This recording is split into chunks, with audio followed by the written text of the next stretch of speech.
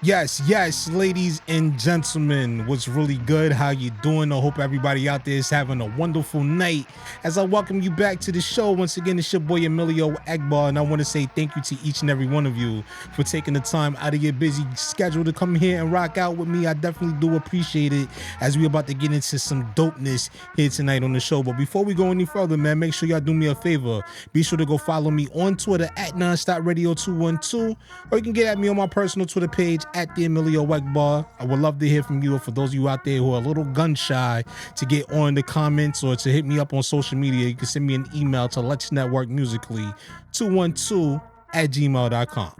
Well, ladies and gentlemen, we're back at it once again. As previously mentioned, you know this is the point of our show where we like to bring on tonight's special guest. And I can't even call this young man a guest anymore. He's pretty much a regular now here on this platform, folks. He is the one that inspired the name change to the Emilio Egbar Show. And the last time we linked up, man, we had a very epic conversation for the ages that I know a lot of people out there that was listening to that conversation gave us some beautiful feedback on the conversation that we had, man. And we want to say thank you to each and every one of you who took the time to show that love, to go and, spread love and share that interview with anybody out there that you feel as though that needed that conversation to be heard by them. And we definitely do appreciate that, man. So with that being said, this young man is blessed. He's highly favored and highly anointed, man. And we bring it back to the show once again. My man, my brother, Tone Butter. What's good, Tone? How's everything, man? What's happening, man? Everything goes, you hear me? Real business. That's Everything all it is. Goes, bro. That's all it is, man. I definitely want to say thank you once again. You already know how it is when you come up here on this show, man. Everything stops.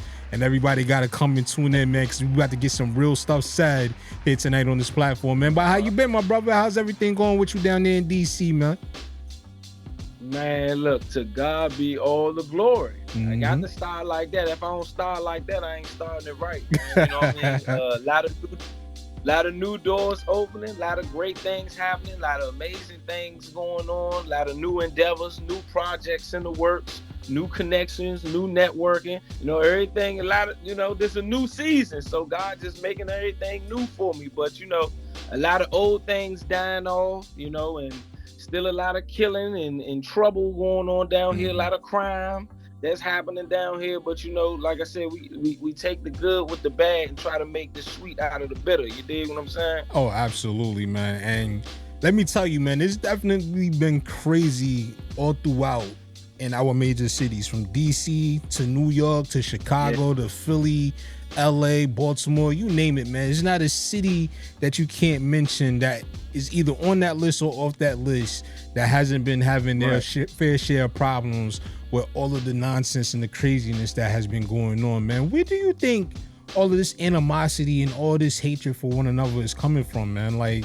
I know we discussed this plenty of times, here on this platform, man, but it's like to take it a little bit deeper because, we come from an era where, it was pretty bad, our upbringing, DC, New York, all that good stuff and all around. And we seen like some pretty crazy things happening in our lifetimes and stuff like that. But it's like today is like, it just seems like it's a whole different level of like ruthlessness, man. Where you think that's coming from? Man, to be honest, wrong influences. I think that the enhancement of wrong influences has been elevated in such a great way, especially through technology. I think that our young people especially are so exposed to wrong influences that they have become crash dummies because of their how do you say, they say that young people being very impressionable, very curious. So you're being curious to these wrong influences. And what I love to say is behind the wrong influences is demonic agenda. Like a lot of these things going on, you cannot sit here and tell me, just by my experiences in life, you cannot sit here and tell me, and with my faith in God and everything, that this atmosphere has not become so overly saturated with demonic activity. You know what I'm saying? Killing and all that has been going on since back then. That's one thing I can say. Like I tell people here in DC, even from New York to DC, you know what I'm saying, all over. Like I remember back then in DC, it was a lot of killing going on. It was a lot of young folks that still had guns. It was a lot of shootings, carjackings, criminal activity. I mean, even in my generation, I'm born in '89, so you know, growing up in the '90s, it was very, you know, I remember DC hit, I think, murder capital in 1989. Oh yeah, where we had well over 400 and something murders, I believe. And right now we just hit 209 murders this month, I believe. So you know what I'm saying? It was going on, but I just believe that the demonic influence has become more magnified than it's ever been before. You know what I'm saying? It's just become more magnified. It's more exposure. Back then, even sexuality and everything to the youth, you know what I'm saying? A lot of it you can see is attacking the youth. It's become more exposed today. Where you got your child, and I tell any parent or anybody who has a child, like if they got a phone or any type of technology, you can't be with your child all the time, but you should do your best to be as disciplined to teach them as much discipline as you can, or to be on top of them as much as you can when they're around you. Checking their phones, checking their computers, their contacts, their messages, especially when they are children. When they are children, they need that. Children don't know their way. They have to be shown the way to go. So you allowing them to be on this technology and stuff, and you not checking it, they may be talking to pedophiles and stuff across, you know what I mean? So it's too much exposure today of the wrong influences. And it's really going to take us, like they say, as a village, as a community, as a people, to come together and really speak out, and not just speak out, but stand up on behalf of these things. And it starts first in your own community, in your own household. You know what I mean?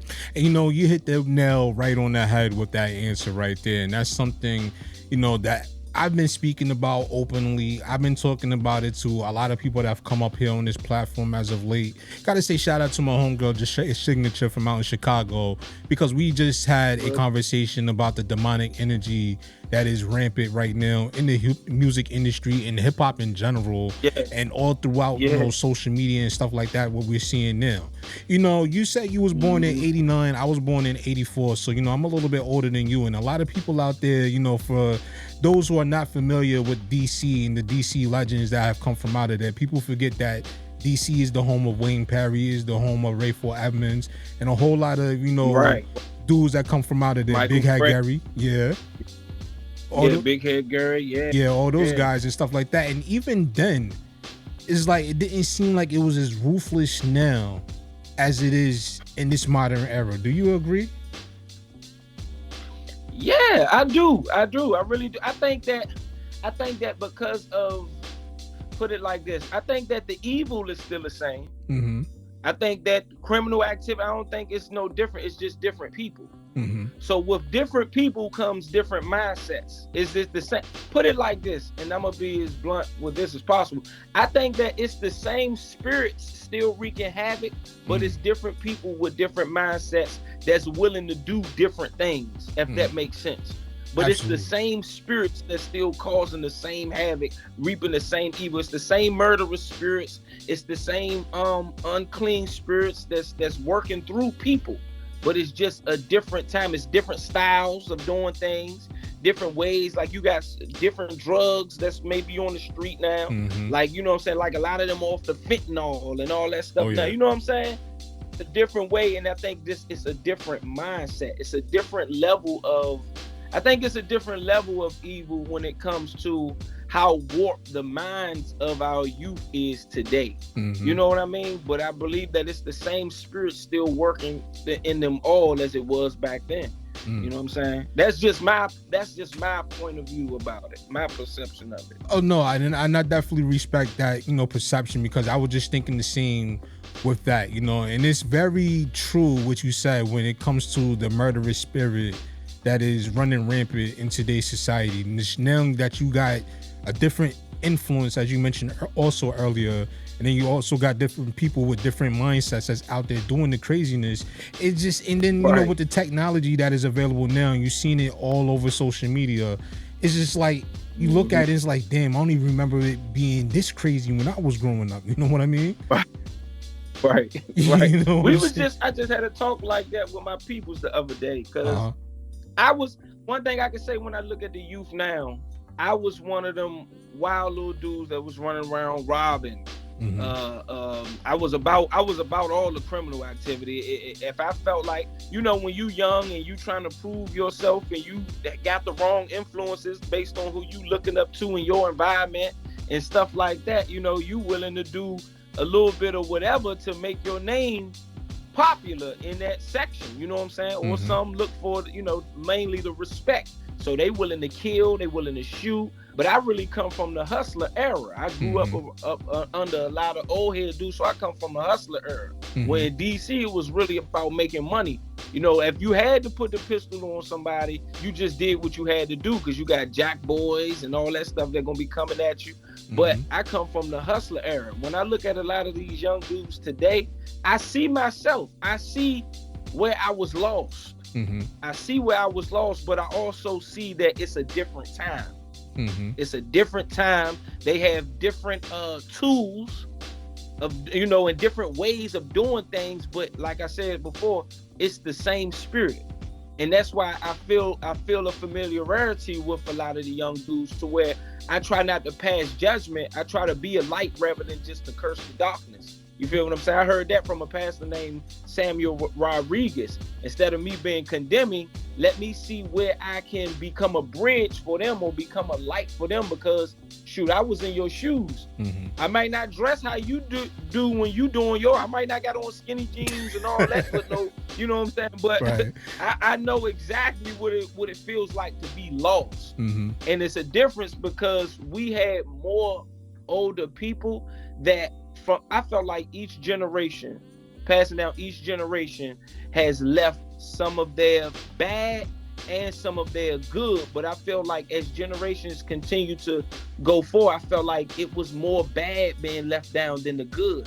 From the crack era to this era, I felt like it was being more bad. And then as some of the old school start dying out, I feel like the young schools start being raised by even younger people, to where you got grandmothers that's younger now. You got fathers that's younger now.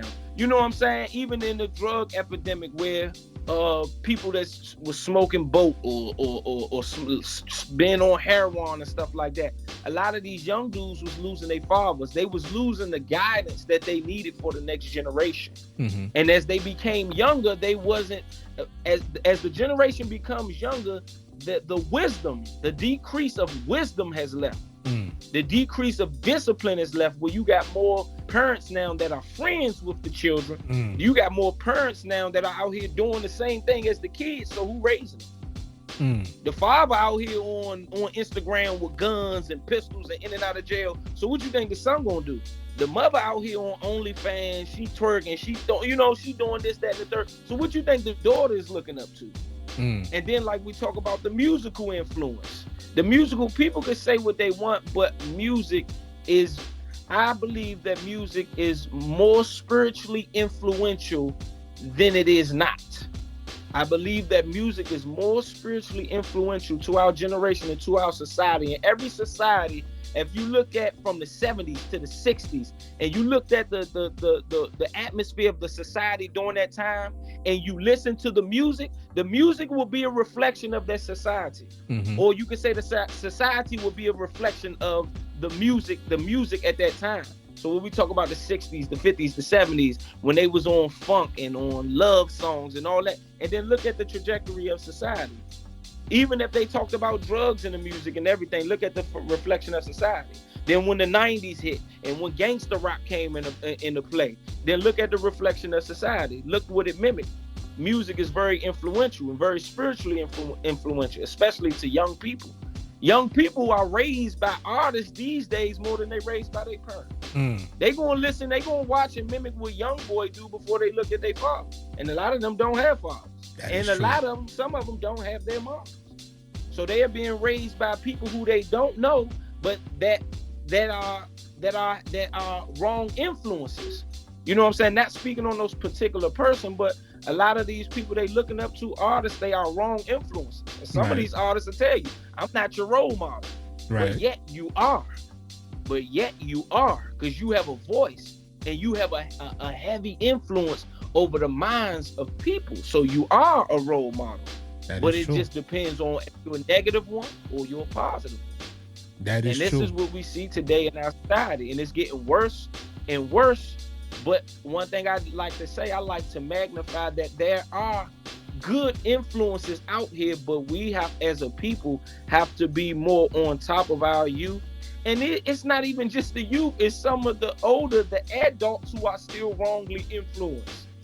It's some of the adults that are still out here living too impressionable, trying to be like, trying to be like the young ones, instead of growing up and using the wisdom that they should have learned from their experiences of what they've already been through, and not still holding on to the past with the same behaviors and the same old mindsets. You see what I'm saying? That's like that Nas song, Second Childhood, when he mentioned the bar. He's like, he's 30 and can't give his youth up. He's on the block with young dudes. It's them he want to be like. You know what I'm saying? Like, you do got a lot of guys out here. Yeah, you still got a lot of guys out here and women that want to live that second childhood, or currently living that second childhood. They've grown in age, but they haven't grown in maturity. You know what I'm saying? So you got a lot of, young people out there trying to look for guidance and, influence from people that don't know too much better than them themselves. You know what I'm saying? And, during that, during your whole response, you raised some very interesting points. And it made me had to check myself just a minute ago, because, sometimes I can be honest. I can find myself being a little judgmental from time to time when I come to look at the youth nowadays. And then you got to remember also, and this is conversations that I have a lot with my brother as well, and we go through this conversation constantly, and we talk about, we used to do some knucklehead stuff too when we was growing up. We wasn't perfect, we wasn't angels when we was growing up, so we get, always looked to want to, point the finger and chastise these young people and just, what you doing is bad, this, that, and the third. Yes, it's bad, but can't come down on them to the point where they lose respect for, people that come before them. You know what I'm saying? Right. Exactly. Because how can you win them over? How can you be an example to them when a person that is offended is hard to win over? That's true. Because I'm not finna listen to you if I feel like you constantly putting me down or you constantly being judgmental about. I'm not finna receive nothing, even if you coming to me with the truth. If I feel like you condemning me or making yourself seem like you better than me because you don't do it the way I do it, or you didn't mess up like how I messed up, I'm gonna be less willing to hear what you gotta say, even if you speaking the truth. That is true. So the thing is, we gotta learn how do I embrace you versus how do I disgrace you? How do I embrace you versus how do I disgrace you? You know what I mean? Because at the end of the day, what most people need to do, you got to examine yourself and look in the mirror. Okay, you older now, you might be doing good, but what did you had to come through? What did you had to go through? It may not look like what they go through, and that's even with like me being a Christian man. You know what I mean? As a man that believes in God, as a man that follows the ways of Jesus Christ. I can't look at somebody now because God has done a great miraculous turnaround in my life, and then look at somebody, or I might look at a heroin addict and say, well, because I didn't take heroin, and I condemn them for what they doing. No, because guess what? I had my demons. I did what I did, even though we didn't do the same thing. There still should be some grace, not disgrace.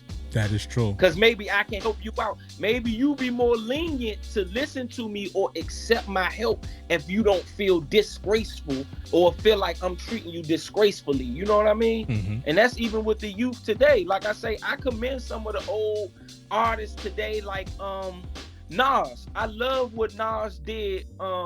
With who was they did the song with? Was it Young Boy? Who was that Nas did that song with? Man, honestly, it was one of the newer artists. Man, honestly, it was one of the newer artists.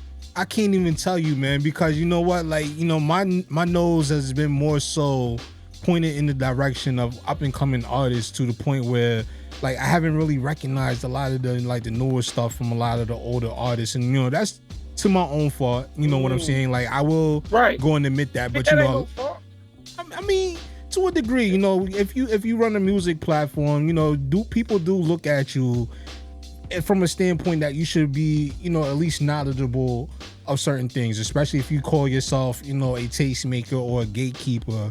You should be, knowledgeable of certain things, even if you may not play it on your platform. You should at least have some kind of general knowledge of it. So at least if the topic is brought up during the conversation, you can speak on it intelligently. You know what I'm saying? Like I get to that point sometimes where, I get so caught up in trying to build up the people that I feel as though deserve a platform, like sometimes I forget about those that come before us. And I can openly admit that, Right. That's all good though. Cause I feel like this, it always gives us room to learn.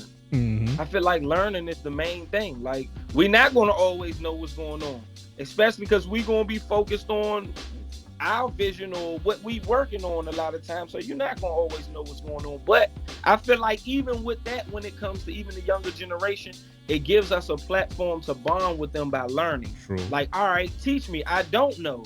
Because I'm here. I still listen to Scarface. I still listen to BG and Max B. So I don't know what's going on in y'all side, but now, boom, that opens a door for us to be able to bond. All right, you teach me what y'all got going on. It don't mean I have to agree with it or tolerate it or like it, but I can become knowledgeable about it, which would give us a platform to bond with one another. You know who it was? It was Nas and 21 Savage. Okay, yeah. I remember that. Yeah, because you know what, they had back and forth. Yeah, because it was some controversy before that. People thought that 21 Savage was saying something to be disrespectful towards Nas, and they didn't realize that it was all promo for the project they was dropping together. I remember that one now. Yeah. Right. He made a general statement, which I don't look at it as a diss. Mm-hmm. In a way, it could be taken as one, if because if I'm an artist and I hear you say I'm not relevant, of course I'm gonna take offense to that. Like, right. I'm not relevant. You know what I'm saying? But at the end of the day, I like how Nas played. I like how both of them played it. It worked out. They end up doing a song together, which Nas could have took it and started shooting shots back like, man, what, Shorty, da-da-da-da, you know who I am? And it could have been a whole big thing where it's old versus young now. Yeah. Instead, they put that to the side, had a conversation like men, and collaborated. But collaboration.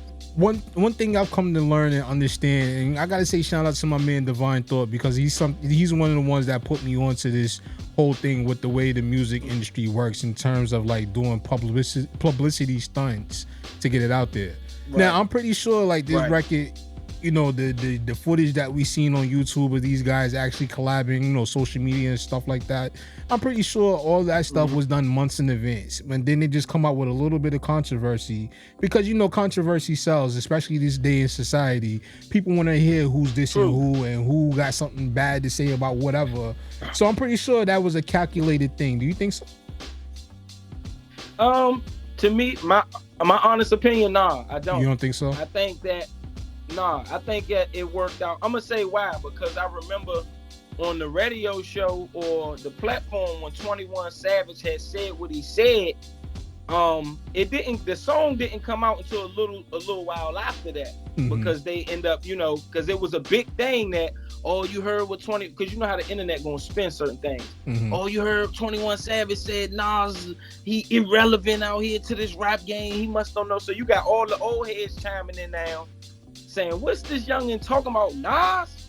Man, this young rapper, these young rappers don't know what they talking about. They disrespecting the rap gods and all this, that, and the third. And then you got the young ones that's agreeing with 21 Savage. Like, man, we don't even know who Nas is. We don't listen to that. That ain't listen to, you know what I'm saying? So at the end of the day, it provoked Nas. I'm pretty sure Nas probably wouldn't even have chimed in on it because of the caliber of artist he is. I ain't sweating what he said. I know who I am to this rap game. I'm real hip hop. But because I think the noise that surrounded it, I think that Nas took the wisdom route as older artists should do. Like, you got a lot of older artists that's retiring, but I see all these, man, I see the Temptations still performing. I see the Delphonics and Confunction still performing. Why in hip hop we got all our old artists that really got the wisdom, that really got the messages, constantly retiring? You gotta take care of your family, but music is forever, man. I mean, but music is forever, man. You know what I'm saying? Yeah, you know, but there's a bit of a flip side also to that coin when it comes to like the older artists and the younger artists. And this is something that has been a bit of a topic here the last few months, you know, with a lot of these, you know, younger rappers, these newer rappers, they're not selling out shows. You know, some of them had to cancel certain tour dates. Some of them had to cancel shows because of the fact that they're not selling out venues. Where you have a guy like 50 Cent, a guy like Busta Rhymes, you know, these guys, they still selling out venues, not only here in the United States domestically, but also overseas as well, and having like thousands of people coming to their shows compared to a lot of these younger rappers nowadays. So, you know, that's the flip side to that coin. But also, you know, like you said, you know, you got a lot of these younger guys out here nowadays, you know, they use the controversial method because nowadays it's like, you know, it's not about marketing in a sense where you trying to showcase your skill. A lot of people are marketing themselves by saying the most absurd and outrageous things. Like, take for example, you know, the new rapper, Sexy Red or whatever her name is. You know what I'm saying? Like, she's saying a bunch of craziness. Then you got artists like Glorilla who's saying a lot of crazy things, and you know, you got the Little Pump guy that, you know, a few years ago he said Tupac said something about Tupac that got everybody in the uproar. You know what I'm saying? So like, you know, a lot of them, they use this controversy to fuel themselves with marketing and promotion, and it's to a degree, you know, it's a pretty good strategy. But when it boils down to it, it's like you're giving up your integrity, I should say, in order to, you know, get people paying attention to what you're doing. What you think? Right. I mean, I think that's the way that society has become today. That's the season that we in today. When you come with the younger art, that's the thing to do today. That's just like maybe back in the day where it was rocking Pumas and this, that, and the third, but today we rocking this and that. It's just the thing of today. But I believe, like, when it comes to like Sexy Red and Glorilla, like I said, I don't like to knock nobody. Do I agree with the messages or things that be said in their music? Nah. But that's just me. That's me personally. I don't agree with it. I wouldn't let my daughter listen to it. I believe that that's for her audience, whoever the hood or whoever want to listen to it. But I don't agree with the messages. But they giving people money. The thing is this, I look at the flip side of that too. She come from a certain situation. I think that artist development need to be more implemented into today's music entertainment with a lot of the young artists, because your voice is so influential that you can change the trajectory of the younger generation and how they dress, how they act, what happens at school. Like, you got a lot of these young dudes, they want to be like the Chirac guys, the drill rappers, and they going to school. They never carried pistols before, but now they want to carry a pistol because they favorite rapper carrying a pistol and got murder charges. Now you got little young girls that may been in Catholic school, but they see these certain, you know, Instagram models or they certain favorite rapper shaking her butt or talking about sex and all this, and now they are being hypersexual at young ages. I just believe there should be more. I believe there should be more discipline with what we saying. Like your man Tupac said it. He said, "Don't just bob your head to the music and be entertained. Listen to what come out of people's mouth. We have a responsibility. We got, even though he might have had his controversy with him, you know, popping off at his mouth and stuff like that and being outspoken and belligerent or whatever, but he still understood that we do have a role as artists, especially mainstream artists, concerning society on what we say and the music that we putting out of here." That's true. Why I believe that Nas took a situation to where they made it like how hip hop is back in the day. Him and 21 Savage agreed to do a song to see it became how you say it, a friendly rap battle, to where they could see, okay, you said I'm irrelevant. Let's do a song together and see who smoke each other on what verse. Right. And then that, you know what I'm saying? And then that joint came out, and I believe that allowed younger artists, because Nas did his thing on that joint. I ain't even gonna lie, Nas did his thing on it, especially with an artist like 21 Savage. You would look at that like milk and orange juice, like how that's gonna go, Nas and 21 Savage, but it worked. And I believe that an audience that never even heard of Nas or never paid attention to Nas got to hear him and become more acquainted. So even as he's dropping this new album, I believe that a younger audience is even looking more at him now just because of that collaboration. True. And I feel like I said, rather than him like shutting 21 Savage down or them starting some beef with like the old versus the young, I believe that we should have more old artists trying to embrace the younger ones. Like, the thing is, you can teach them, but teach them on your terms. Right. You ain't got, even if you jump on, they talking crazy and you feel like, shorty, you don't know what you're talking about, you going crazy. Well, hop on the track and show them how it's done then. Because maybe if he see you hop on the track with him and show him how it's done and you talk some real, throw a real message out here, maybe he may look and say, you know what, OG?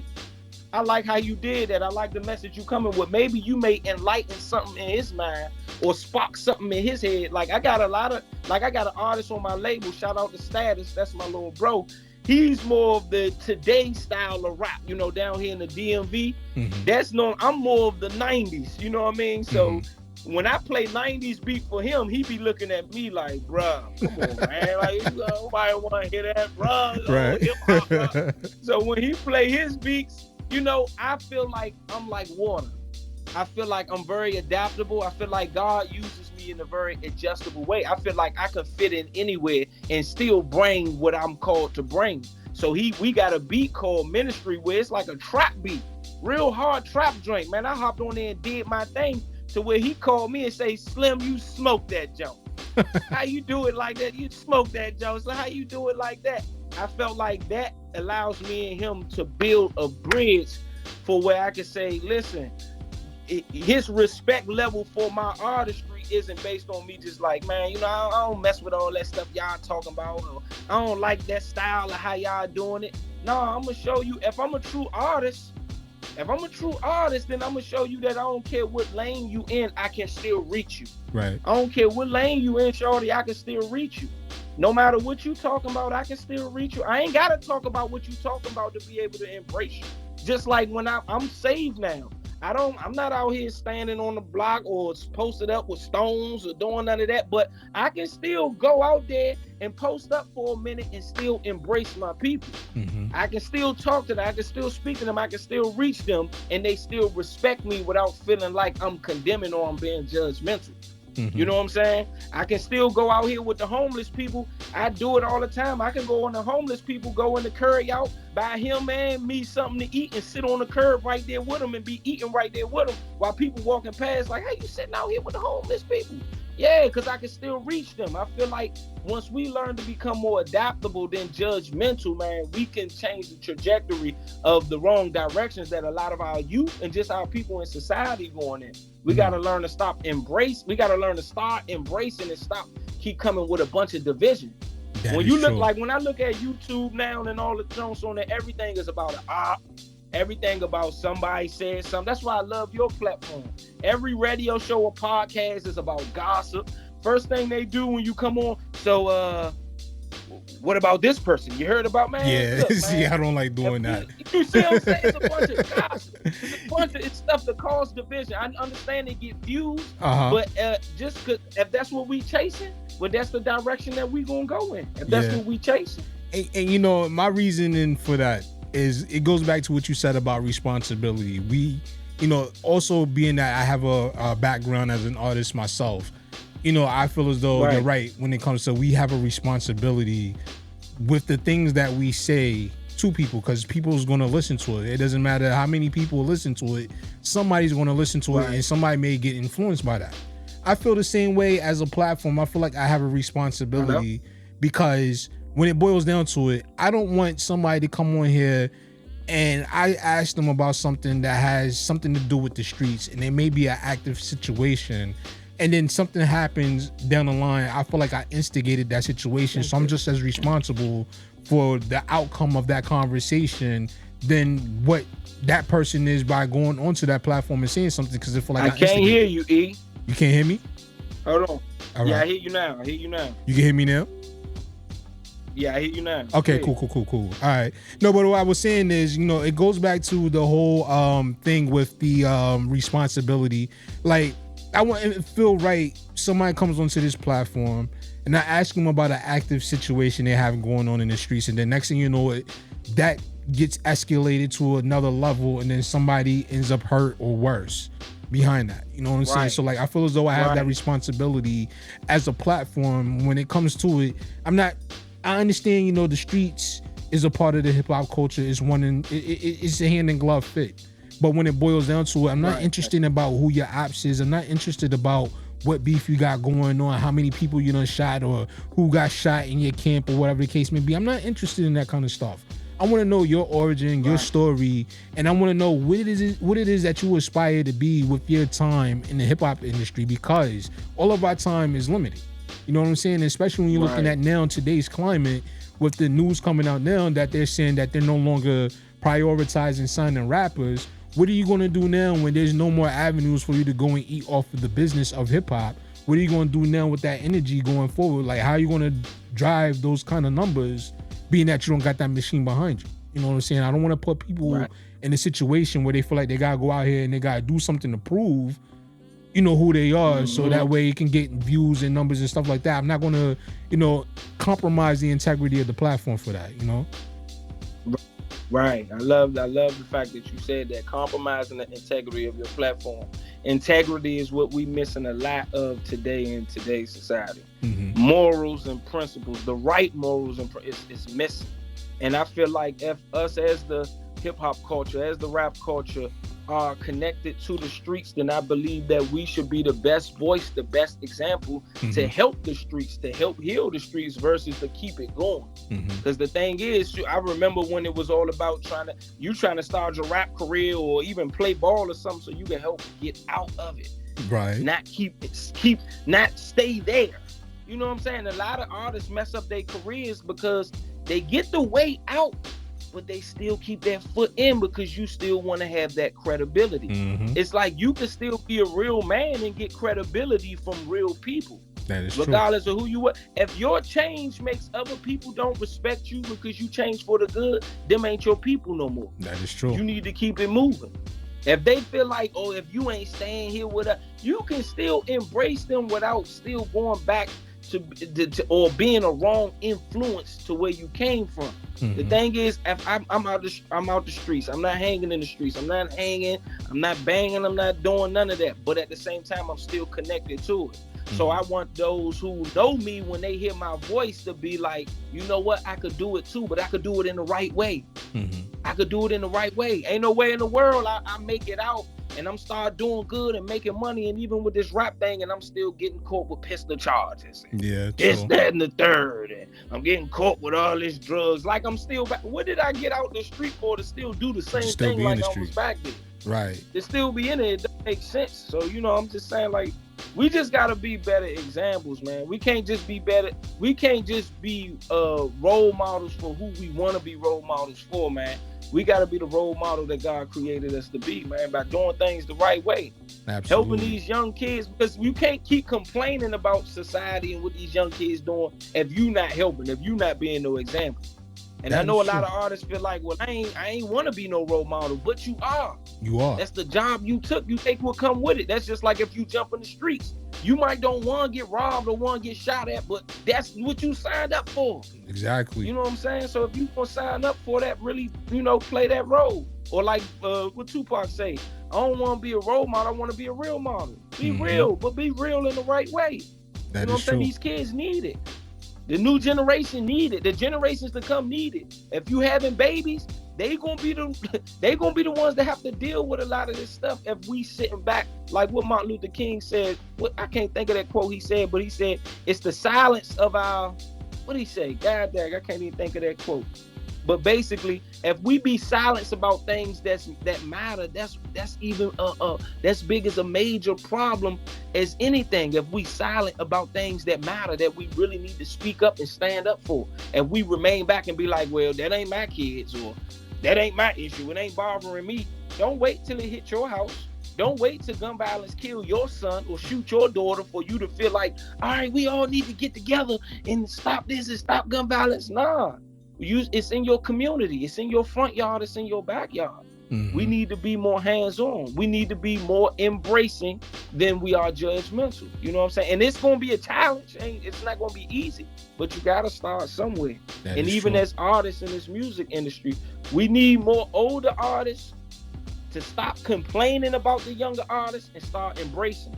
Or stop, if you feel like, man, we don't want to listen to this BS music, well, start putting out some good stuff then. True. If all you got is them putting out a certain style of music and you ain't got nothing else to listen to, what you think everybody gonna listen to? That is true.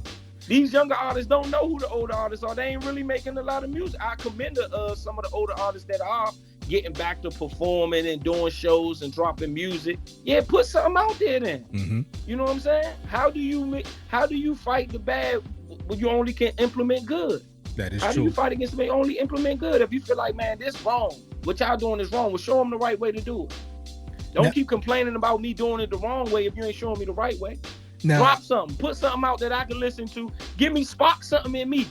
Do a song with me. Show me how to do it. Embrace me. Show me some love. Instead of just sitting back complaining, oh, these young dudes down there, man, they stupid. They out here wilding. They crazy. They need guidance. They need somebody to teach them. The youngest won't listen. Try. That is true. Try. Now, let me ask you a question. At least you can say you tried. Try. Don't give up on them. Right. Try. Now, let me ask you something. Even when it comes from back in our slavery days, it was a challenge for our people to stand and protest and fight for our rights. But because they tried, look how black people are living today. And we could say, oh, we not what we want to be. We need reparations. We daggone sure ain't where we used to be. I can tell you that. When you walking down the street, you ain't got to walk in the dirt with no white man walking down the sidewalk and keep your head down. Like in D.C., the only reason we had to go through alleys, and I was taught this, is because black people couldn't even come out the front door back then. You come out your front door every day down here in the DMV. We hold court. We got black mayors, we had black presidents. That's because people tried. People tried. They didn't give up. So it got to be a consistent fight. It ain't going to be easy, but if we fight, if we come together and fight, you're going to see a change. I promise that. You're going to see a change. Absolutely. Can you hear me? Real business. Can you hear me? Yeah, I can hear you, bro. Okay, cool. I just wanted to make sure. I thought I dropped out there for a second. Now, I got a question I want to ask you. You know, with that being said, you know, because you made some very valid points. Now, as we know, and it's been proven, you know, especially with the music industry, we all know that the industry is driven mostly by the listeners and the type of music that they want.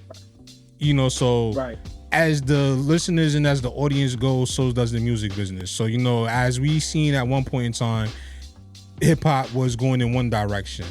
And now we seen a change where, you know, everybody wanted to be with the dancing and having fun with the music. So hip hop went in that direction as far as like the way they, you know, promoted the music. And then you seen the trap music come along. Now you're seeing the drill music. Now I have a question to ask you with that.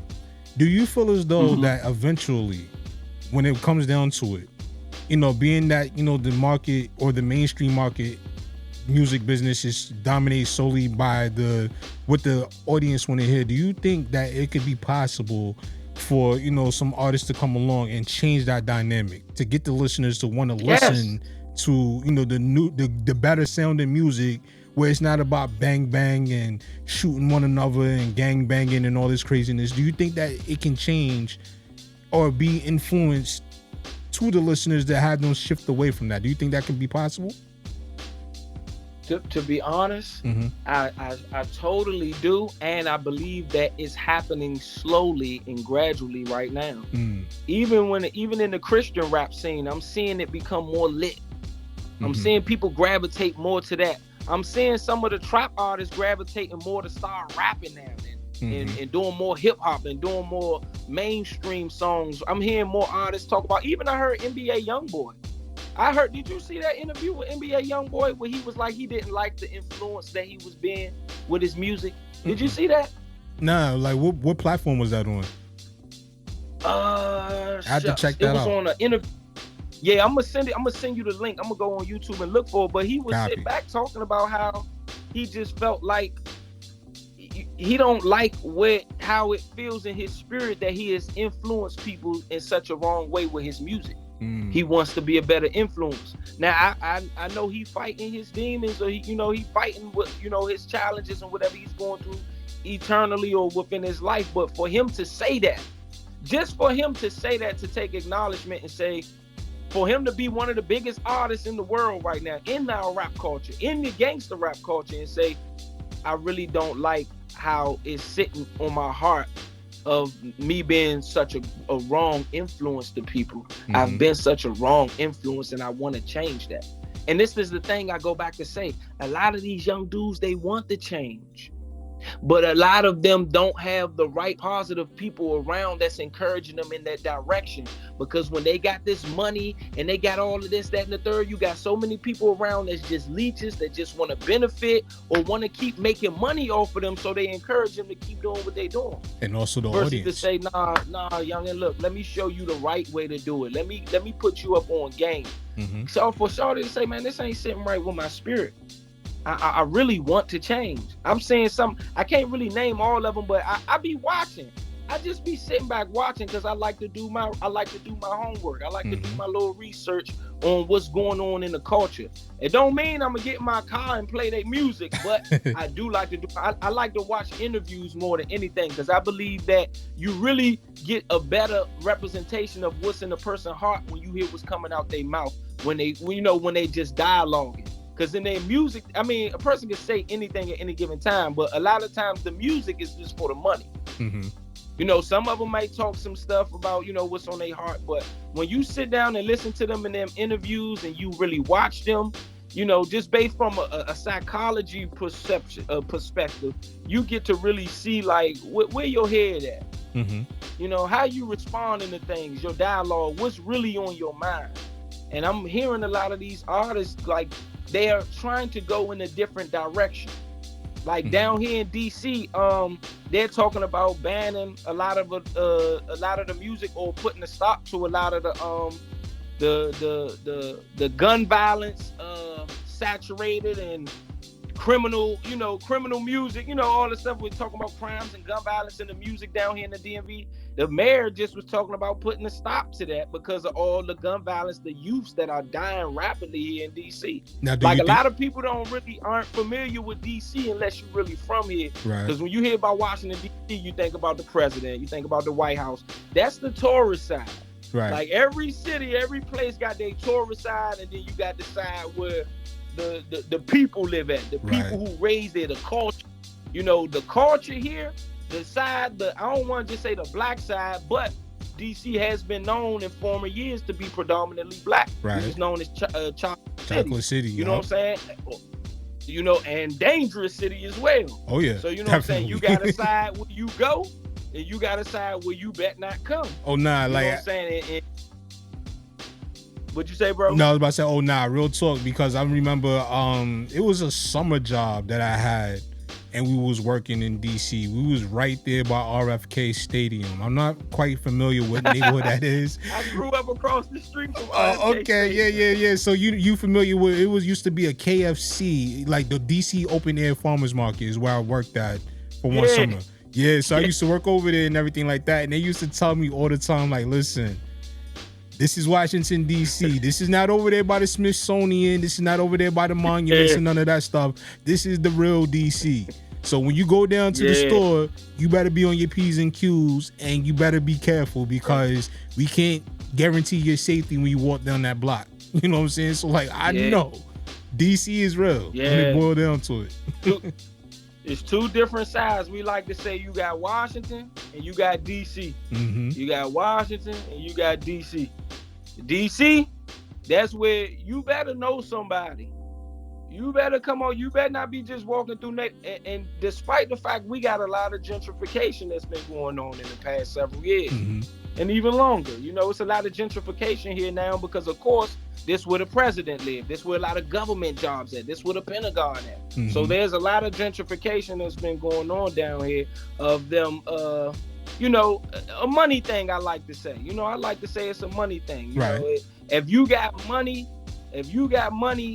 then a lot of people, and of course we like to say, I was reluctant to say it, but a lot of white people are moving in the inner city because of their money situation. Because I believe it's based more on the have and the have-nots. If you broke and you living under that poverty line or middle class, they pushing you out further because they want to be where all the government jobs and everything is at. You know what I'm saying? And it's making it harder for our people to stay because of all the crime stricken areas, the killing, especially the killing here. Yeah. And you come here, man, you going, man, killers be as young as 11, 10 years old, 12 years old.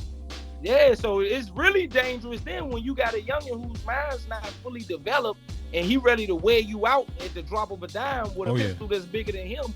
So you know that's real dangerous. That's like when I used to hear about stories when people like they go to Africa or Jamaica and you see a 12-year-old running down the street with a chopper. Yeah, that's more dangerous because this dude's mind not fully developed. He just on go. You know, he just on go. So you know, it's a lot going on down here, but because of the music, they trying to put a stop to it now with DMV artists.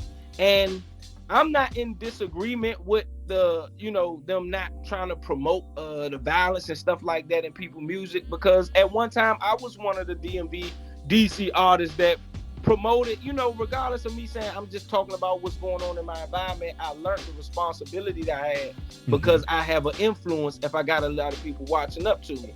But I do understand a lot of the street artists because I come from that. That's why I said I try to build a bridge because I come from it. Because I remember during the time where they wasn't playing no gangster stuff like that on the radio. And you wanted that true hood stuff, you had to go buy the CD. Oh, yeah. You got to go hit the hood, buy the CD. Because I remember when I was younger, we used to talk about, man, it's hard for us to blow up. This when I'm a teenager, I'm like, because they don't play this gangster stuff on the radio, we need to let them hear where we come from. Now today is actually one of the most popular things. Like, even NWA back in the day still was getting banned. They wasn't really trying to spin them on the radio and all that stuff like that.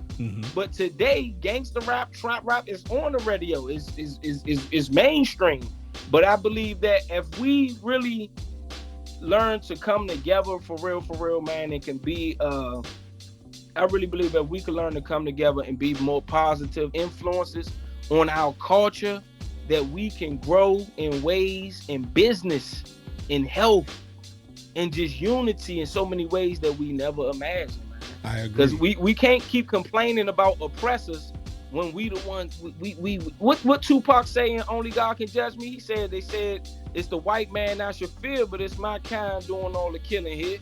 When I come out my house every day, I'm not scared of no white man. I'm not worrying about a white man putting a gun to my head or running down on me or robbing me or, you know, killing my peoples or somebody I know. I'm not scared of no white man. It be mine, those that's my own color. And I say that in my song "Why the Good Die Young." Every time I look up, when I go to funerals, and I didn't preach funerals. When I go to funerals, it's dudes that are my skin color, that are constantly filling these hearses up every day. And you know who they being killed by? And this don't take away from police brutality or, you know, they don't take away from that. But what I'm doing is saying this is a problem too. This is a big problem. This is a big problem. How do we expect to stand in unity when we breaking our own legs? And that's something this is a major problem. And even in the music, we can't keep promoting this stuff. I hate when I see artists that say stop the gun violence, but then when you listen to their music, you like, dude, you in the music video, you got AR-15 talking guns about everywhere. Endless dead artists. You got 100 other dudes in there, you're talking about dropping bodies and this and dead people, but then you talking about stopping gun violence. It's not making sense. That is not. Like, we really, if we gonna say that, we gotta live that. We gotta walk that. And but we gonna continue to see a society that's gonna plummet into who knows what the next generation gonna be like if we keep going in the direction we going in as a community. Right. And that's the sad thing, and that's a scary thing. It is. Because even as, like I said, the older people are getting younger. Mothers and fathers and grandmothers, they're getting younger. And they're being void without wisdom. Their principles and morals and integrity is not where it need to be. So who knows that these babies that's being raised by these other babies who ain't got the right wisdom and the right morals and principles and integrity, who knows what our next generation gonna be like? Who knows? But that's a scary thing. I remember old head told me before that the pilots on the plane should always try to be an example to the always try to treat the passengers as students by flying the plane right, because those who are passengers will eventually be the pilots. And I remember when he first said it, I was like, man, that was deep. You know what I'm saying? That was deep. But to really think about it, that's true. It is. The generation right now that is in charge, we should be the best examples that we can be, because the younger generations are eventually going to be the pilots of the plane that we're going to be driving. That is true.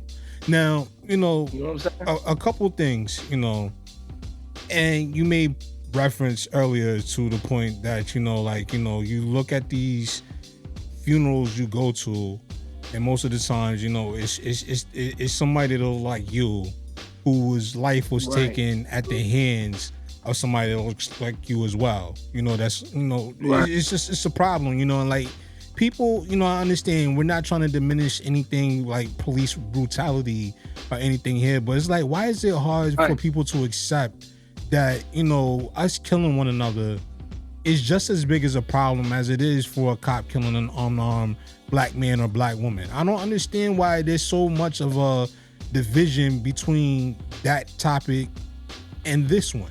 You know what I'm saying? Like, to me, it's like it's one and the same. You know what I'm saying? Like, and what I mean by it's one and the same is like, at the end of the day, somebody's still losing their life and somebody else's life is getting ruined. You know what I'm saying? But it's like, I don't understand why is it like people get so up in arms about that situation, but when it comes to like every day this is going on in our communities, why people don't feel the same way? Right. You know? Right. I'm in total agreement with you, brother. These are conversations that be had with me and my peers and different organizations, like on a regular. Like, I just did an interview. Shout out to Miss Carolyn White Washington and the Sisters for Sisters organization. I just did an interview with a few good brothers down here in the DMV about mental health issues and suicide awareness. And, you know, we talked about some of these same topics. And the thing is this, like I say, I'm a man of faith. You know, I believe in Jesus Christ. You could call me religious or whatever you want to call me, but I got a relationship with God. And I know one thing his word says, and that proves true. Whether if you believe in God or don't, his word proves true for me and you. A house divided against itself cannot stand. Right. If me and you brothers, and we constantly trying to take each other out, how do we expect to go outside our house and stand strong against other people that's coming against us when we constantly try to take each other out? Absolutely. When I'm constantly trying to bomb on you and you trying to bomb on me, how are we supposed to stand together against the other challenges that's coming against us as a whole? And that's the point I try to make. Exactly. Yeah, you know, and that's the point I've been trying to make. Go ahead. Yeah, man, I'm just saying, like, you can't kill your soldiers and expect for your army to be strong. You can't kill your own soldiers and expect for your army to be strong. So when we look at it, it always starts in our house. It starts in our community. It starts with us. We got to be strong. We got to be together. Even our ancestors. That's why change happened today the way it did, because they stood strong together. And it was at times when they, like, I remember they was teaching us about how when black folks were doing slave trades with the white man, and how there was a deception that was had, because they said that the white Europeans during that time had came to come back against them even after they did the slave trade. So no difference than me saying, all right, let me sell you this, and then come back and rob you for it. But now you don't even have, you sell me your gun, then now I come back and rob you with your own gun. But now you weak because you done sold your power. But our power was our togetherness. Our power was our unity. It wasn't even the treasures that we had, it was the people. And that's even today, where money has become more important than people. Money has become more important than people. Profit has become more important than human life. And we wondering why we in a bad shape. Speak on it. So when people will chase dollars or chase a bag, you will bust your best friend head just to get that bag. Yeah. That's temporary anyway. Right. And not understand how valuable that life was. You dig? That is true. And that's something I could never understand. I'm like, I tell people that all the time, you know, especially those people out there that feel like, you know, they don't have anything else other to turn to but the streets. And I understand in some Right. circumstances that may be true. So I'm not going to sit there and turn my nose up at people that has to go that route or feels as though they have to go that route because they feel like that's the only way they can provide for themselves and for their families. But I also tell people at the same time that that's kind of like football when you really think about it, because we are tricked into that mindset of thinking that that's the only way we have, instead of getting out there and working hard and doing the right things that could get us in a situation where we don't have to rely on the streets. You know, I tell people all the time, I'm like, yo, there's more opportunities out there. You just got to leave your block. You know, you just got to get away from your environment that has you thinking that it's about kill or be killed or survival.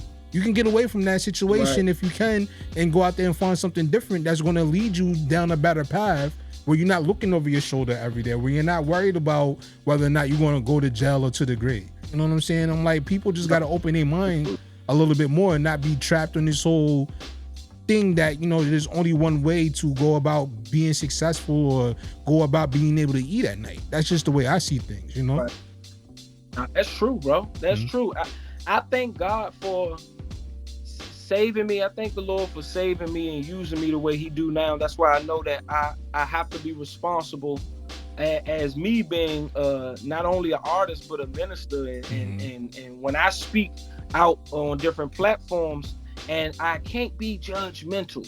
Right. I can't be. It's not my heart to be, because I understand like everything that you just described, like far as those who feel like the block is everything, they don't want to leave the block, that was me. So I understand wholeheartedly. That's why I say I can never be judgmental. And I feel like when I think about things like that, like I know what it's like to be low. I know what it's like to think, man, the block is everything. The neighborhood is everything. And it ain't just about the neighborhood, the street in itself. I know I hear people that say, you don't own nothing, why you claim a street? The thing is, it's about the people. It's about the family orientation that you have. It's about belonging to a family. You know, when some people don't have families, some people do. But us as young people, we love to be a part of something. True. So when you grow up with these people in your neighborhood and you experience all these different things, you learn how to ride your first bike. You learn how, you learning all these different things. It develops a bond. It develops a camaraderie with these people in your neighborhood. And then it become hard to leave, because you believe that these are my people. These people will die for me. I will die for them. You know what I mean? So you willing to stand on that. And if you don't realize sometimes when you young, or how your environment, especially our environments in the city, are so corrupt with deception, that you're being loyal to something that you want to be a part of that's not loyal to you. Exactly. And I understood like that. I didn't grow up a huge Tupac fan, because in D.C. go-go was our thing. Right. You see what I'm saying? Go-go was the popular music genre here. So I wasn't a major rap head until I started getting older. When I started getting a little older, I was more like when I started getting into rap, I was more into like Snoop, MC8, different, New York artists. But I wasn't never big on Tupac. But once I got older and I started kind of seeing interviews and hearing him say certain things, I realized, like, of course I heard all this music on the radio, but I started realizing, like, me and him had a lot of different similarities, and people would tell me that. But it wasn't based on how I sound or nothing. They'll just be like, your behavior, your personality, like, you remind me of this dude. So I started paying attention to him. And I remember when he was talking about when they was talking about him, how he felt like Tupac had this F the world mindset, you know what I mean? And Tupac ain't give about nothing, and nobody could make. But when I started hearing people talk about him, how Tupac was very loyal. Tupac was very loyal. If he was a friend to you, he was willing to be a friend to the end. I realized, like, dang, that's like me. I realized when he had lies and rumors on his name, when he got locked up for rape, everybody turned their back on him, and how he came home and he felt like, sometimes you don't know who with you, who not. So it's F everybody, because that can turn your heart bitter. I went through that, trying to be so loyal to the neighborhood, trying to be so loyal to people who wasn't loyal to me. You know what I'm saying? That's just like keep getting robbed by somebody, but then going back around and keep chilling with them. Right. And it's like, true. You got to learn, like, You know what I'm saying? Because I grew up watching that. That was my everyday. Watching dudes rob certain dudes and then they come back and chill with them. And it's like, dang, will I ever be such a fool to be loyal to my own stupidity and not see like what you being loyal to ain't being loyal to you? And that's how it was for me. Like growing up in the neighborhood, I felt like I was being loyal to a gang. I felt like I was being loyal to a devilish game.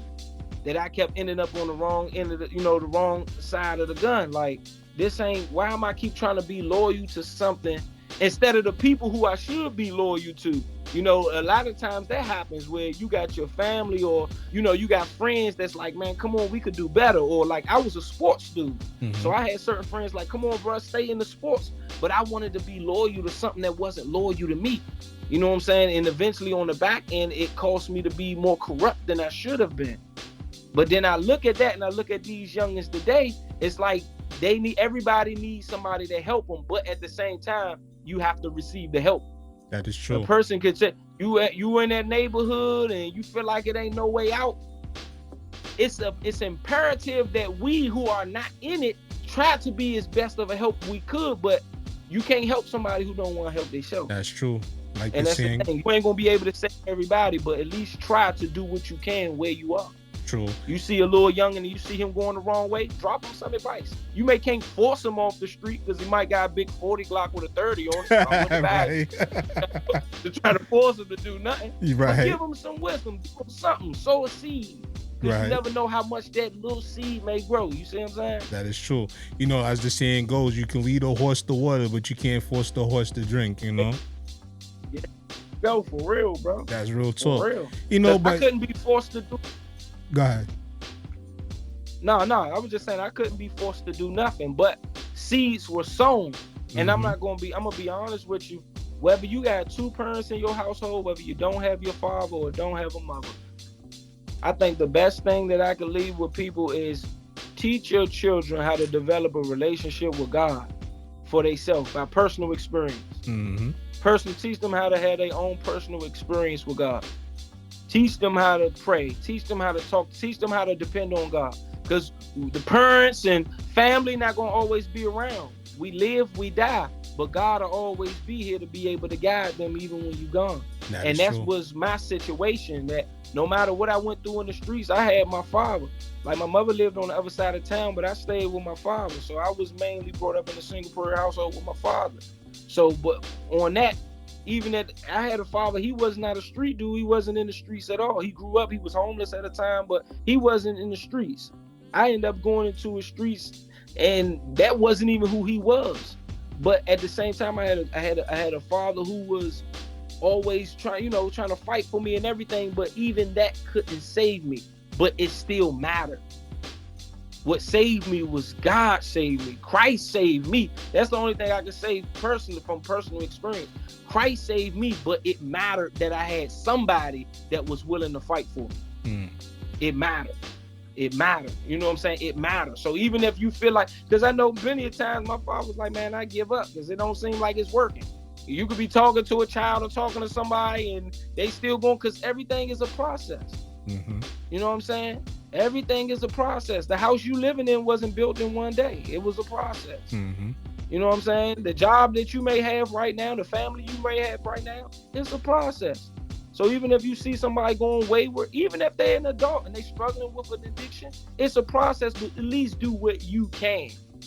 Like, I hate people when they walk past homeless people. I don't feel like you got to give them your money all the time, but man, you should get up and get a job. You sitting out here begging, you don't know what they went through. You don't know what they're struggling with. True. Be a blessing. And don't always try to be a blessing for something in return, because that's not a blessing. A blessing is being able to give somebody something that they did not earn and that they can't earn, and you ain't got to always look for it back. But God will reward you when he see that you are giving from a place of generosity, because you never know when you may need somebody to give back or pour back into you. That is true. You know what I'm saying? Everybody need help. These youngins need help. Adults need help. The reason for the state of our youngins today is really, if we really want to be technical with it, our adults play a huge part in that. I agree. So if we want to have a conversation to the youngins, we got to have a conversation to the ones who supposed to be examples, that's supposed to be teaching them. Because I guarantee you, if we sit down with a lot of these teachers, They know, a lot of these teachers in these schools and public schools know for a surety, man, it ain't just these youngins that got the problem. This is stemming from their households. It's stemming from what missing. It's stemming from what they seeing and what they hearing and who's allowing it. That may not be everybody's situation, but it is in the majority. Our adults need to have a conversation. It need to be a conversation had too. We need to get it together as adults. You know, we got to get it together. I truly do agree with that, and I'm gonna say why. Because when it boils down to it, you know, especially in the times that we're living in right now, you know, whereas before, if we was in the neighborhood and our parents wasn't around, but somebody else that was from the neighborhood seen us doing something we wasn't supposed to do, they're going to tell our parents, and we're going to not only get checked by them, but we're also going to get checked by the parents when we go home later on that night. And they're going to tell them why they checked you for what you was doing at that time. You know what I'm saying? But nowadays, you got so many people that are afraid to interfere with other people's children because of the fact that, you know, you got some people out there that don't like the fact that somebody else is disciplining their child. When I mean by discipline, it's not, you know, paddles, belts, you know, whatever the case may be. It's not nothing like chastisement. It's more so just telling them like, yo, what you're doing is wrong. Chill, man, before that get you in trouble. Some people get that misconstrued and they take it for, you know, you being disrespectful to, you know, their children or whatever the case may be. And then now you got a conflict between the parents, which when it really wasn't that at the beginning, or should have never been taken in that direction to begin with. So, you know, you got a lot of people out there that are really reluctant to, you know, step in and try to help other people's children because of that. But, you know, also, you just got people out there that just gives up on humanity whatsoever. You know what I'm saying? Like, when it comes down to it, you got people that's just not willing to, you know, put themselves out there to try to inflict change, but then be the ones that complain about everything. Right. You know, I totally agree with that. And I understand to an extent. I understand too, because today's times we living in is very wicked. Like I said, man, it's very devilish today, and I understand why people mind their business. Don't get me wrong. I understand why people be like, man, I'm trying to make it home to me and my kids. I don't got time. I ain't trying. I understand, because it's a different climate today. But that's also why I said that the parents, we need a conversation with the parents too. If we gonna have this conversation with the children, we got to talk to the parents too. Because just like you said, can't nobody even tell your child out here acting up, stealing, doing this, that, and the third. Can't nobody say nothing to him. But if he gets shot or get killed, now you sitting out here looking crazy and wondering why ain't nobody do nothing, when you might have had a community of people trying to stop him. Exactly. Or might see your daughter out here moving a little funny, and you might got some women like, listen, little girl, you need to slow down. But don't nobody better not say nothing to my daughter. And nobody said, but then when she out here, she pregnant at 14, or she didn't caught some, or some got taken advantage of because she was out here being in places that she shouldn't have been, then it's you know what I'm saying? So it's like, we need to have a conversation all around it. We need to have a conversation as a whole. Absolutely. Parents and children. And there was this video that I saw just a couple of days ago, as a matter of fact. It was this lady in, I think it was either Cleveland or Columbus, Ohio. She was on her way home from work, and she seen some young man that she knew who the father was, or whatever the case. She seen the young man. He had to be about maybe 11 or 12 years old. She rolled past, and he flashed gang signs at her. So instead of reacting, I seen that. Go ahead. Yeah, you seen that, right? So like, instead of like, you know, doing something to him, she went and told the kid's father and explained why. Like, you don't know who you throwing these gang signs up at. You know, some people are not going to come and talk to you to set you straight. Some people are just going to up that pistol, and that's going to be it. You know what I'm saying? Yeah, and do something to your child. Yeah, that's true. So I got to commend. Stems from. Go ahead. No, go ahead, bro. No, I was going to say that. So I got to commend her for, you know, that willingness to step in despite, you know, the current climate of today's world, with people not being able to really like, give a positive message to other people's kids because of the fact that they take it as some kind of disrespect. And I also got to commend the father that was willing to stand there and listen to both sides of the story without passing judgment. You know what I mean? That's real.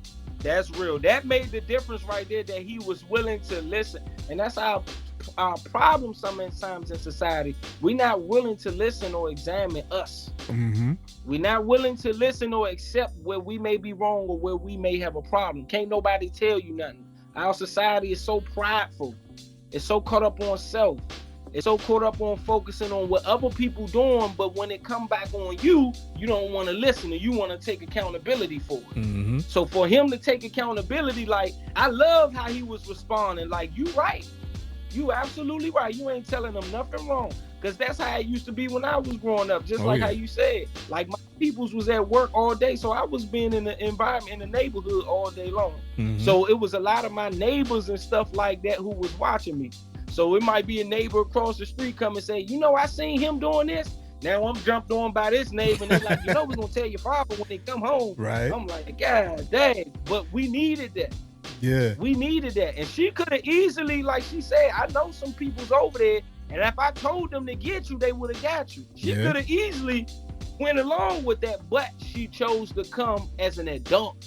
So like you said, commending her and the father, but hopefully that after the father heard that message, that he be more on top of his son. Because it's not always that they get the wrong upbringing in the household. Sometimes it just depends. Sometimes if you can't, that you're not around. So you don't know who their friends, you don't know who they've been influenced by when they're going outside. Mm-hmm. And you could be raising them right in the house, telling them the right things to do, but when they go outside, they got their own mind. That is true. They got other influences. Today they got social media. That is true. So it's like to whom much is given, much is required. We given much more challenges in this season and in this society today. So there needs to be much more discipline. It needs to be much more responsibility checking your kids' phones. Right. Being in your kids' ear. I don't care if you preach to them for 4 or 5 hours. Preach to them. I don't care if you feel like they not listening. Keep on talking. Exactly. Take them to church. You know what I'm saying? Do all you can do, because you're battling against the world trying to destroy your child. Absolutely. And this is where you got to fight. You got to fight. Absolutely. And this is where parents need to get back to parenting and try, instead of trying to be their kids' friends. That's what a lot of we got going on right now.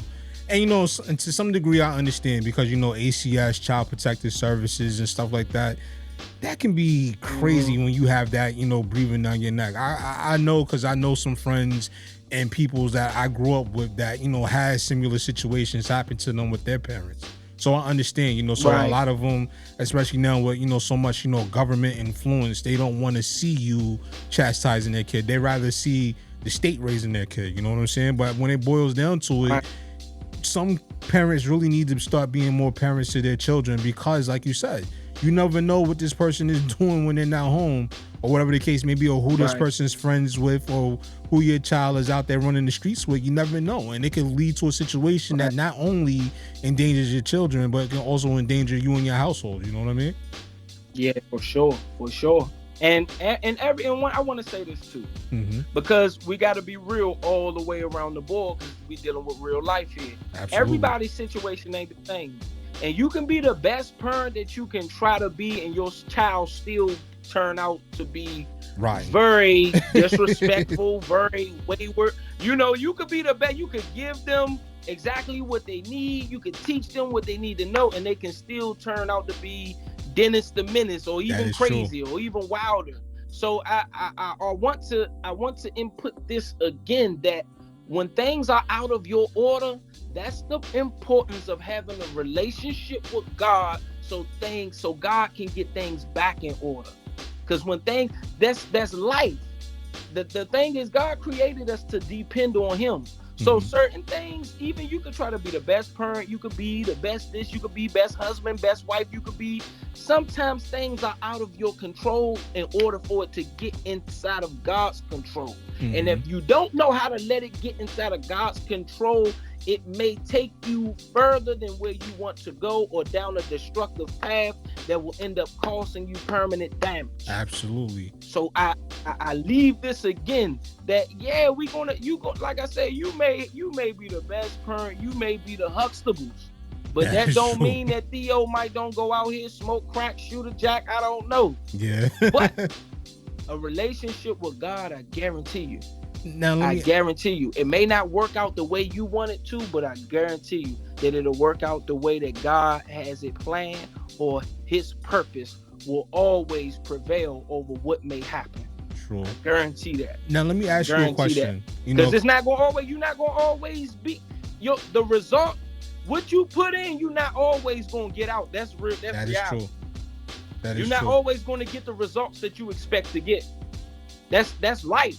That is true. And you just gotta learn how to roll with the punches. Now, you feel like, man, I done did this, I done did that, I did that, and you might not get the results of everything you did. That is true. Everything don't happen systematically in life. Some things are unpredictable. Now, I was the best father I could be. How this joker turned out to be a serial killer? Life happened. I was the best mom. I was the best dad. My daughter now, oh man, life happens. That is true. But God. That's all I can say, but God. Now, let God in. I'm telling you, you're gonna need him. In the times we living in now, and if you don't believe, you could be atheist, you could be a philosopher, you could be whoever, KRS-One, you could be smart as all outdoors. You better get God in your life. That is true. You better get God in your life. You could have all the scientific facts. You could be Dick Gregory. You better get the Lord in your life. I'm telling you, you're gonna need him. Mm-hmm. And if you don't, you're gonna see why. You're gonna see why. I promise. You're gonna see why. Now let me ask you. So that's the most important thing I would want to leave with children and adults. Mm-hmm. Get God in your life. You're gonna need him. You were created to need him. So when you try to do life without him, you're gonna get the results of life without him. Mm-hmm. I promise you. Like Deion Sanders just said, he told his testimony. Deion said, man, I had all the cars, I had all the women, I had all the fame, I had all the jewelry, I had all the money. He said, I still was empty. Something still was missing. I couldn't even, it was like I wasn't fulfilled. Life was not fulfilling. I had all these things that everybody out here chasing, trying to die for, trying to get richer and die trying for. And he said, I still was empty. It wasn't it. He said, until I got the Lord in my life, until I got Jesus Christ in my life, till I got God in my life, that's when I realized what mattered. What was more valuable? It wasn't the things. It was God. And if you get God, God will give you the things, but you won't have as much turmoil with it than you will have with the things and without him. Mm-hmm. So I had to drop that. I had to drop that off real quick, Brian. Yeah. No, you good. Letting you cook, man. You good. But the one question I was gonna ask you, because I know you're familiar with this scripture, and I'm familiar with it as well, because this was something that used to get said to us growing up. I believe it, but with that being said, because we just discussed the fact that you can raise a child up to be good and they can still make their own path. So with that saying, with the scripture, train up a child in the way they may go, that when they're old they don't depart from it. Do you feel as though that still applies in today's society? Yes, I do. I feel like it applies so much. I feel like it applies as effectively as how much you apply it. So you're saying as the individual, the child itself? Yeah, because we got this thing in society where we so traditional and so cliched. So we take on a lot of traditions, but sometimes traditionals are still not accurate. And sometimes our traditionals or our traditions or cliches are not actual truth. Or isn't actually the right way to go about it for every situation. So sometimes we develop traditions that's not right for every situation. Like you could say, man, once a child 18, you gotta let them go be by themselves. That's not true. That's not true. Man, a child when they just hit it, man, when you just hitting 18, you really just learning. That's when life really begins for you, honestly. Learning. You know what I'm saying? And you never stop being a parent. You never stop being a parent, man. Some people still need their mothers at 50. If they got them, still need their fathers at 50. You got some adults still, man. They still mama's boys, and it ain't nothing wrong with it if you still, if you still a man. It's only wrong if you walking around here like a little boy and you supposed to be a man. But needing your mama at 50 years old, ain't nothing wrong with that. Needing your dad or wanting to, there's nothing wrong with that, because you never stop being a parent. God never stops being God, no matter how old we are. Still take care of us, still comfort us, still swaddle us, still nurture us, still hug on us. You know what I'm saying? So a person never stole. The thing is, what are you training the child? And how consistent, the longevity of how consistent you are with applying what they need. Because you get to a certain point and then stop, because you feel like, all right, you should get. Nah, it don't stop. If I'm 70 and I'm still living and my father still can speak to me and give me advice. Don't stop because you feel like I'm supposed to know. Because guess what? They say you can't teach an old dog new tricks. You could teach an old dog new tricks if that dog willing to listen. You hear me? That is true. You never stop learning. You never stop listening. You never get to a point in this life where you know everything. So we always need mentors. We always need guidance. God's guidance should be the top priority, but we also still need the guidance of our parents. We need the guidance of family members, of peers, or let me just say wise counsel. But God's counsel should be the top priority. But if you still got a parent or uncle or auntie, because everybody don't got a father or mothers, their fathers or their mothers might be granddad or grandma or auntie or big bro or big sis. But if they still living, no matter how old you are, and you can get, and they still giving wise counsel, please sit and listen. Please sit and listen. We need that. We got to a place in society where we feel like we don't need nobody. We got to a place so prideful where we feel like we can do it all by ourselves. No, you can't. And you'll realize that in your own personal life. You might can make it look good in front of everybody else, but when you get to yourself in your own personal life, that's why you feeling empty. That's why you got your big house or your nice condo and your car and your nice bank account, and you depressed. You're feeling empty. You don't know which way to go. Word. And that's true, man. We need each other, bro. You're right about that one, man. Yo, this has definitely been a really good conversation, man. Like, I don't know what you think. What you think? The last one or this one? Bro, I think we get better every time, bro. I think that I think it elevates every time. God is in the midst of it. You got two good brothers. We both got our minds in the right places. We both our hearts in the right places. No matter what we may struggle with outside of our platforms or whatever, because life happens. But I believe when you got two brothers and God is in the midst, or whether it would be two sisters or two people, whatever, and our minds are focused on the right direction, doing what's right, saying what's right, being responsible about what we're talking about, trying to be a light. We both are trying to be a light, so we shining together. And we keep shining. With every interview, we just keep shining. We keep enlightening. We keep dropping more things that I hope people hear, and I hope it's impactful for whoever hears it. You know what I'm saying? I believe you can't lose. You can't lose when you're trying to win together. Absolutely. You know what I'm saying? We out here trying to win together, and we trying to win by being a blessing to others. That is real talk, man. So it just get better. Amen. Yeah, real business, bro. Hey, man, listen, yo. Definitely got to, give you a hand for that one, because this was definitely a really great conversation here tonight. And I hope that, for everybody that sits out there and listens to the whole hour and a half of this conversation, because there's going to be so many different things throughout this conversation that you can take with you. You know what I'm saying? Take with you in your everyday life. It doesn't matter whether or not you're in the music industry, whether you out in your community, you're trying to make a difference, or even if it's just for yourself and you're just trying to find the right path to go as a human being. I hope that people can come to the table, listen to this, and walk away feeling like they've been fed, and they're full with good intentions. You know what I mean? Most definitely. I come into agreement with that. Real business. No talk, man. No doubt about that one. So with that being said, man, before we get ready to wrap everything up here tonight, what are some final words you would like to say to the people out there, man, and for the people that would like to get in contact with you and have you come over to their platform and spread that good word, man? How can they do that?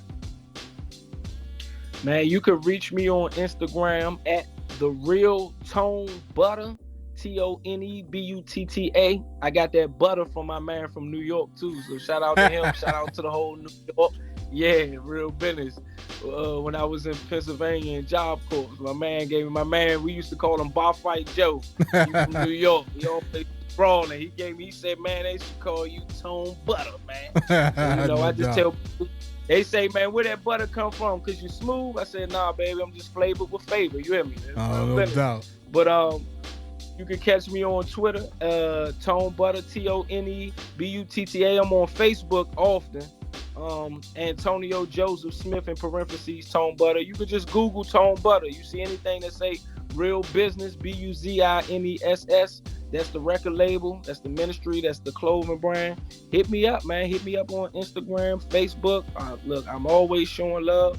I'm willing to chop it up with good people, real people. You know what I'm saying? Especially God's people. So yeah, man, reach out to me. Holler at me, man. Check out my music on all streaming platforms. Tone Butter, messages, music with messages. You hear me? Mm-hmm. Go, real business. We definitely on the Nonstop Radio Show got to make sure that we spend some good joints, man. Because we had the one joint, Black Panther, that we were spending regularly on the Top 10 of the Week show. And people was really digging that one, man. And, we didn't get this, talk too much in depth to it yet. But, also the projects that you got, with your wife and everything, the 3 joints that you sent me, them joints is fire. I was listening to that too. So I got to ask you, man, when's the next time you coming back so we can chop it up again and talk more, about your music and what else you got going on, man? I know normally we get on here and we start talking about the reals and the ills that's going on in life and everything.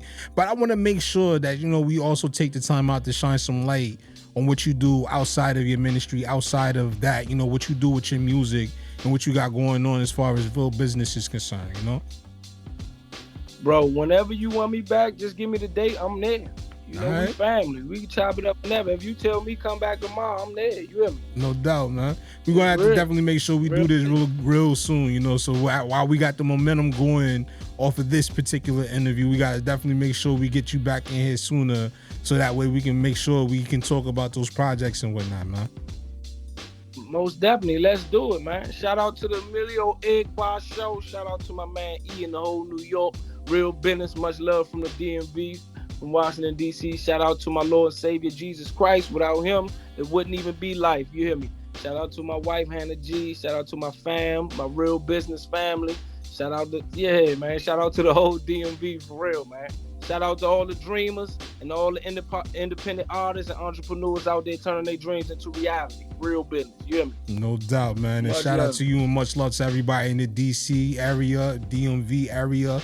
Shout out to your wife, Hannah G. Shout out to everybody out there rocking with Real Business Ministries and all that good stuff. And for everybody else that's rocking with the Nonstop Radio Show, the Emilio Egbar Show, Nonstop Media Group, and EJP Entertainment, this is your boy Emilio Egbar, and I want y'all all to keep it locked right here because we're going to be back with much more right after this.